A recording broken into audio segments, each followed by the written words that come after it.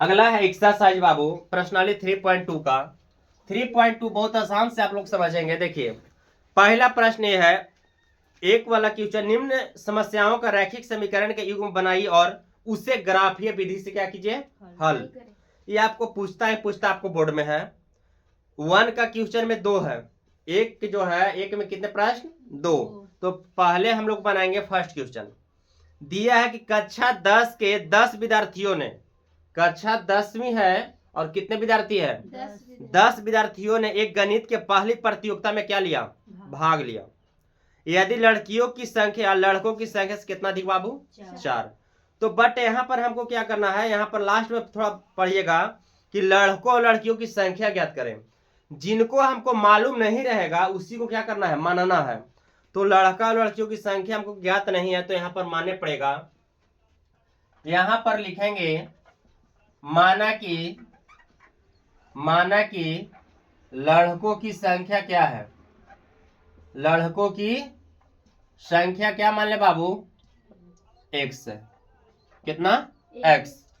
तथा ये क्या बची, लड़कियों की संख्या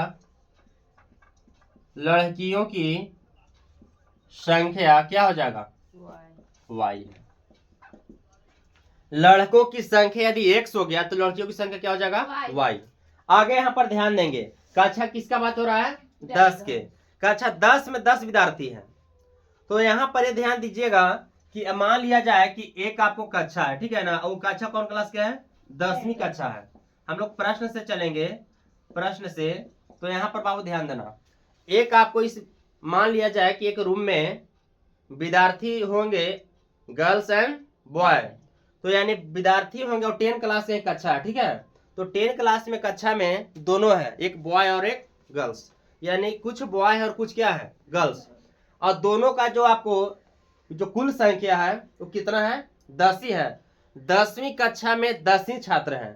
तो यहाँ पर ध्यान देंगे, कुछ होगा बॉय और कुछ क्या होगा, गर्ल्स। तो बॉय को x माना, गर्ल्स को क्या माने, y। तो जो कक्षा में होंगे दोनों स्टूडेंट, कुल कितना होगा, 10। क्या होगा बाबू, 10 होगा। इक्वेशन क्या हो जाएगा, फर्स्ट होगा ना। अगर पुनः हम लोग चलेंगे पुनः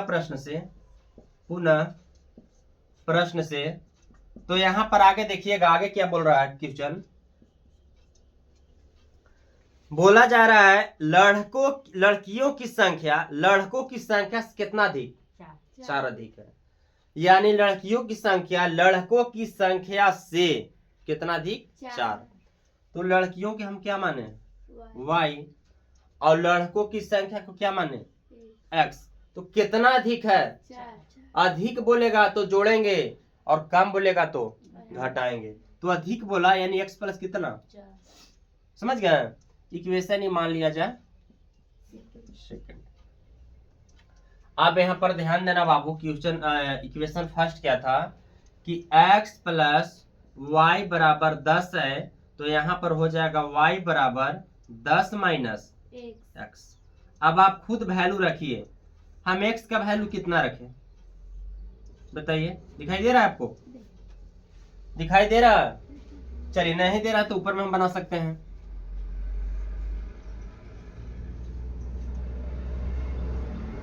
x और y, x का मान कितना रखा जाए, चलिए x के मान अगर हम लोग 5 रखेंगे तो 10 में से 5 का कितना बचेगा, y के वैल्यू 5। और बोलिए 7। x का वैल्यू 7 रखेंगे, यदि 7 रखेंगे तो 10 में से 7 का कितना आएगा, 3। और इसका बाबू आपको इक्वेशन निकालना है, यानी y बराबर कितना है, x प्लस 4। देखिए यहाँ पर कोई दिक्कत नहीं है, 4 प्लस x लीजिए चाहे x प्लस 4, क्योंकि y का वैल्यू यहाँ भी निकलल है। फर्स्ट वाला क्या था, किसका था, सेकेंड वाला के। तो आप बताइएगा यहाँ पर हम x का मान कितना रखें, x का वैल्यू कितना रखा जाए। मान लिया जाए कि हमको x का वैल्यू रखना है 0, तो 0 प्लस 4 क्या आएगा, 4। तो y के मान कितना आएगा, 4। और बताइए, चलिए x के मान ही बोल रहे हैं 6 रखिए, तो 6 और 4 10। तो y के मान कितना आएगा।